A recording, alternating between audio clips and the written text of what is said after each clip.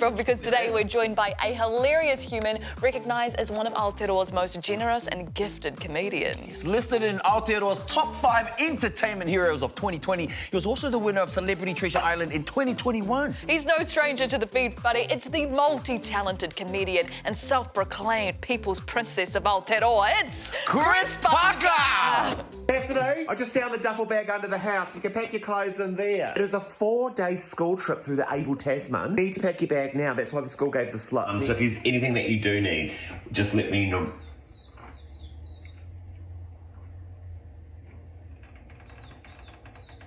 I'm done with the ASMR cooking videos. I'm done with them. They're not working. They don't make the food look better. They freak me out. There's nothing more off-putting than scrolling and then just seeing like...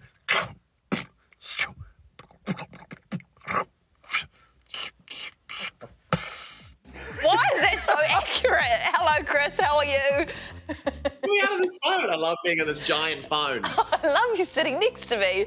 Now, Chris, I just have a quick question.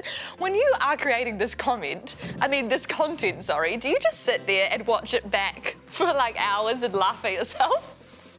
Never, ever, ever, ever. I like upload it and then I'll like throw my phone out a window and run away. But that being said, I do think the gulping the water one it just gets me.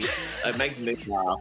I think because I saw my sister do it and it was the funniest thing. Like she was just talking about her day, like da-da-da-da-da-da, like nattering away, and then was just like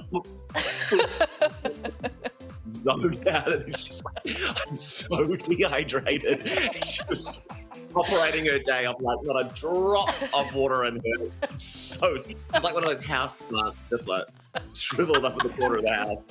I love it. Now, Chris, we're doing a bit of a deep dive into comedy today, so I want to get into your mind, right? You've created so many funny skits and sets. Are you ever stuck for ideas, or do you just have an overflow of ideas that you can't possibly have time to create all of them?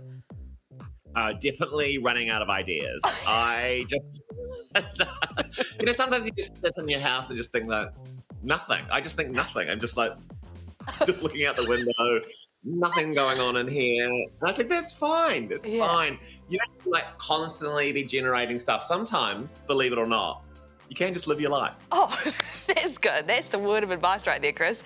Okay, that's my first part A. My second part A is, when you have started to create your comedy sets and you have kind of a rough draft, who's the first person you show?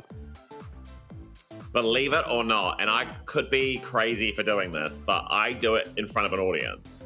So I'll do an hour of things I've never said before in front of an audience, like maybe like 60 people, just to sort of vibe it out. So when I wrote my new show, my latest tour, I did 3 nights of very fresh, every night a whole new hour of comedy, just to see what stuck. And maybe out of that, I have like 35 to 40 minutes of comedy.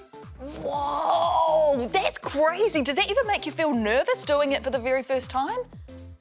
I think weirdly for me, I've got more nerves when I've got my show down and I want to like deliver my material as best as I can, versus it's so much easier just like being like, I don't know what I'm going to say, and then just being like for like an hour. Yeah, that's a fair one. Speaking of nerves, Chris, if there are some budding comedians or performers out there, do you have any advice for them to kind of overcome that nervousness of performing on stage for the first time? I think you've got to embrace the nerves. That's my hot take on that, because they're never going to go anywhere. Performers have to have such a robust relationship with nerves, because they don't go away. So you just got to be like, they're like an old friend, an old toxic friend. You're like, oh, there you are, making me feel terrible about myself. And then embrace them. And I like to say to myself, I'm nervous because I care. And that's a good thing. Yeah, no, I like that. That's lovely. I have a question, Chris, about hecklers. What was that? Goosebumps. I said something impactful. You got goosebumps. Chris, I want to know about hecklers. Have you ever been heckled? Not really. I don't really create time for hecklers, because I'm just like my show just keeps going, and so people are like, just skipping rope that's like moving, and you're like trying to figure out when you can jump into it. Like there's no opportunity to get in. So I like to be like, I'm so funny, no one heckles me. But honestly, I actually think that's so smart, okay? Comedians out there just create such a fast pace that they don't even have time. Oh, that's brilliant. Chris, last quick partai, best and worst things about the mahi that you do.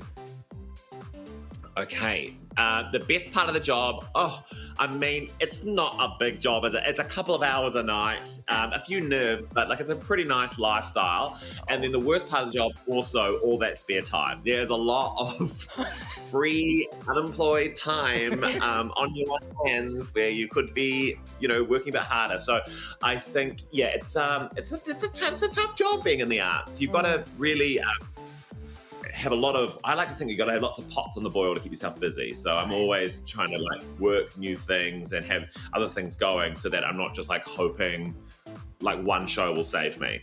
Yes, yeah, you're busy on the grind. I love that. Hey, Chris, it's always such a pleasure talking to you. Thank you so much for joining us in the Feed Buddy. Check out Chris on the socials, they're on the screen. Woo! Thank you so much, Chris.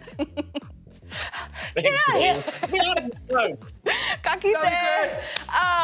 What a laugh. Okay, we'll see you for more right after the break.